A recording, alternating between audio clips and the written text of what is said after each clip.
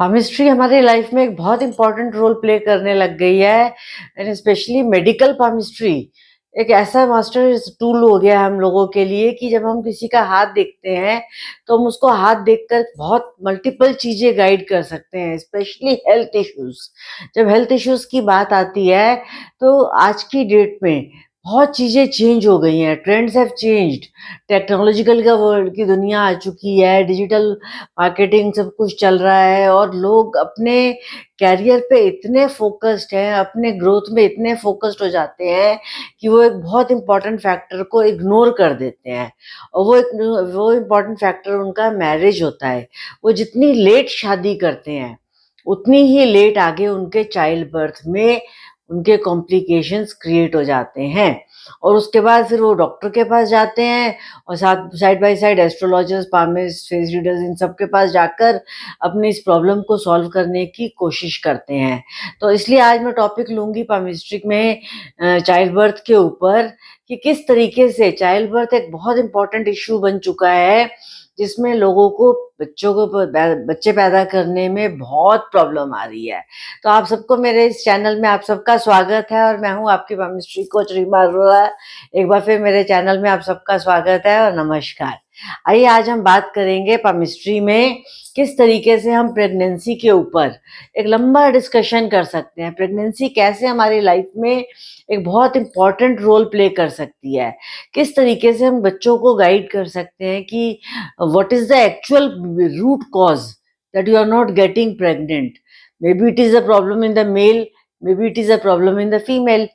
Generally क्या होता है कि हमारे इंडियन सोसाइटी में एक कॉन्सेप्ट बना हुआ है कि लड़की में ही कमी होगी। ऐसा नहीं है, लड़की में भी कमी हो सकती है और लड़के में भी कमी हो सकती है, क्योंकि this is a joint effort of both the male and the female energies. जब तक ये दोनों एक नहीं होते, अर्धनारीश्वर का रूप धारण नहीं करते हैं, तब तक चाइल्ड बर्थ नहीं हो सकता। मेल्स अपने स्पर्म्स देते हैं और फिर वो एग्स फीमेल के साथ कंबाइन होकर फर्टाइल होते हैं और उसके बाद फिर चाइल्ड बर्थ होता है। तो जनरली क्या प्रॉब्लम्स आती हैं? देखिए, सबसे पहले तो लेट प्रेगनेंसी में आपको जो मेन प्रॉब्लम आती है that is the problem of your cycle. क्योंकि कई बार तो क्या होता है कि 30s में शादी करने के बाद 1-2 साल का ब्रेक लेने के बाद जब वो प्रेगनेंसी के लिए प्लान करते हैं, तब तक वो ऑलमोस्ट प्री मेनोपॉज तक पहुंच चुके होते हैं, या उनकी साइकिल स्ट्रेस से इतनी डिस्टर्ब हो चुकी होती है कि वहाँ उनको इश्यूज आने लग जाते हैं। तो हम इस केस में उनकी साइकिल का सिस्टम कैसे चेक कर सकते हैं? तो आपका जो ये वाला मास होता है, लोअर मार्स, ये मार्स आपका रिप्रेजेंट करता है थिक ब्लड को, जो और वो डर्टी ब्लड को जो हमारी बॉडी से रिलीज होता है। तो कहीं ना कहीं हमें इस मार्स की क्वालिटी को और इसकी कंडीशन को चेक करते हुए ये देखना है कि ये जितना एरिया नीट एंड क्लीन होगा उतना ही उस लड़की का cycle up to the mark होगी, वो प्रेगनेंसी के लिए वेल प्रिपेयर्ड होगी और उसको कोई प्रॉब्लम नहीं होगी। फिर आप देखेंगे कि जहाँ पर थंब के पास एक लाइन आती है, ये एक डिवीजन लाइन होती है जो थंब में मार्स और वीनस को अलग करती है। अगर ये लाइन प्रेस्ड हो जाए, यहाँ पर एक प्रेस्ड एरिया आ जाए आपके हाथ में, तो कहीं ना कहीं आपके हार्मोन्स डिस्टर्ब्ड हैं। आपने इतना स्ट्रेस ले रखा है कि आपको हार्मोनल इश्यूज हो गए हैं। हार्मोनल इश्यूज में आपको सिस्ट की प्रॉब्लम भी हो सकती है। तो आपको ये दोनों चीजें कंबाइन करनी है। जब आप ये चीज देखेंगे तो आपको पता लग जाएगा कि क्या यहाँ पर साइकिल की प्रॉब्लम है, क्या यहाँ पर हार्मोनल प्रॉब्लम्स की प्रॉब्लम है। इस तरीके से कंबाइन करते हुए आप बहुत सारी प्रॉब्लम्स को पकड़ सकते हो। इन द सेम वे यहाँ पर हमारा यूट्रस होता है, हमारा सेक्स ऑर्गन्स होते हैं, हमारे क्या कहते हैं वो होते हैं, क्या यूरिनरी ट्रैक होता है। तो इन सब में कोई इश्यूज तो नहीं आ रहे? किसी को यूरिन ब्लॉकेज ही हो रहा हो, किसी को स्टोन की प्रॉब्लम हो रही हो, कोई भी सिस्टम उसकी डिस्टर्ब्ड हो रहा हो, तो यूटीआई हो रहा हो, तो ये सारी प्रॉब्लम्स उसकी कहीं ना कहीं अमाउंट ऑफ वीनस से जनरेट देखी चेक की जाती हैं और ये देखा जाता है कि कहीं ऐसा तो नहीं कि इनमें से किसी एरिया में उसको डिस्टर्बेंस हो रही हो और उसको ये प्रॉब्लम्स क्रिएट हो रही हों। अब ये प्रॉब्लम कितनी सीवियर है, ये आपको एक प्रॉपर पामिस्ट्री सिखा सकता है, आप लोग खुद एनालाइज़ नहीं कर लेंगे। लेकिन आपको एक गाइडलाइन ज़रूर मिल जाएगी कि यहाँ पर मेरा ये वाला एरिया डिस्टर्ब हो रहा है, तो मुझे एक गाइडेंस लेकर मतलब चेक करना चाहिए कि मेरे को ये प्रॉब्लम क्यों हो रही है। फिर हमारे यहाँ पर फैमिली रिंग बनती है। ये जो फैमिली रिंग बनती है, ये प्रॉमिस करती है कि आपकी एक फैमिली बनेगी, एक कॉम्पैक्ट सी छोटी-सी दुनिया होगी, जिसमें आप, आपके पार्टनर और आपके बच्चे आपके साथ एक छत के नीचे रहोगे और आप खुशियाँ मनाओगे। तो यहाँ से हमें पता लग जाता है कि क्या उसके अंदर चाइल्ड बर्थ की प्रोबेबिलिटीज़ हैं या नहीं। अगर यहाँ पे बहुत डिस्टर्बेंस आ रही होती है, तो इसका मतलब उसकी फैमिली कंप्लीट नहीं होगी। इन द सेम वे यहाँ जो हमारी मैरिज लाइन होती है, इसके ऊपर हमारी चिल्ड्रन लाइन्स होती हैं। यहाँ से हमें पता लग जाता है कि क्या बच्चे होने की पॉसिबिलिटीज़ है भी या नहीं। अगर बच्चे होने की पॉसिबिलिटीज़ ही नहीं है, तो आप जो मर्ज़ी कर लीजिए, आपके बच्चे होंगे ही नहीं। तो हमें सबसे पहले तो पॉसिबिलिटीज़ ही चेक करनी है। दोनों मेल एंड फीमेल के हाथ में ये वाली पॉसिबिलिटीज़ होंगी, तभी ये सारी प्रॉब्लम्स आपकी सॉर्ट आउट हो जाएंगी। फिर हमारी जो ये मर्करी फिंगर होती है, ये हमारे नर्वस सिस्टम को रूल करती है। जब ये हमारे नर्वस सिस्टम को रूल करती है, तो कहीं न कहीं हमें पता लग जाता है कि क्या हमारे नर्वस सिस्टम पे, हमारे ब्रेन पे, हमारे सबकॉन्शियस माइंड पे, हमारी स्लीपिंग डिसऑर्डर्स की प्रॉब्लम तो नहीं हो रही, हमें एंग्ज़ायटी तो नहीं हो रही, हमें स्ट्रेस तो नहीं हो रहा।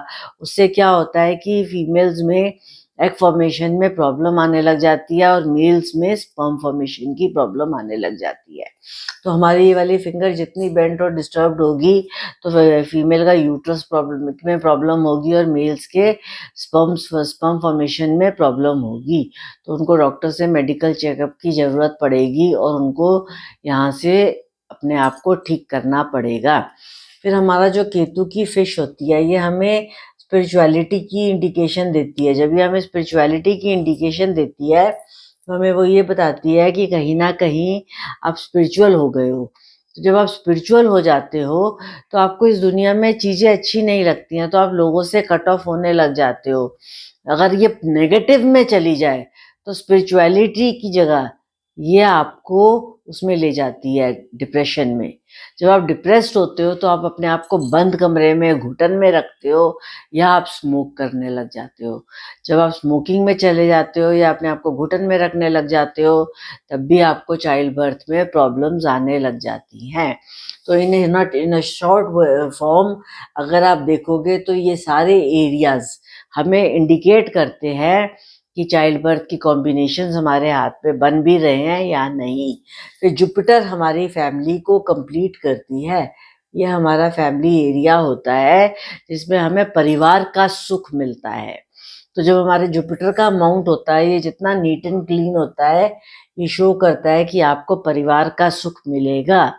जब आपको ये दिखाई देता है यहाँ पर कि आपको परिवार का सुख मिलेगा, तो आपको एक पॉसिबिलिटी नज़र आ जाती है कि यस, मेरे चाइल्ड बर्थ हो सकता है।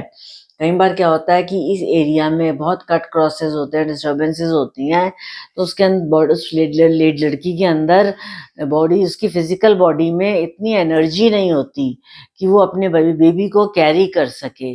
तो क्या होता है कि जब भी वो कंसीव करती है, उसका बेबी अबॉर्ट हो जाता है, तो उसको वहाँ पर भी प्रॉब्लम्स आती हैं।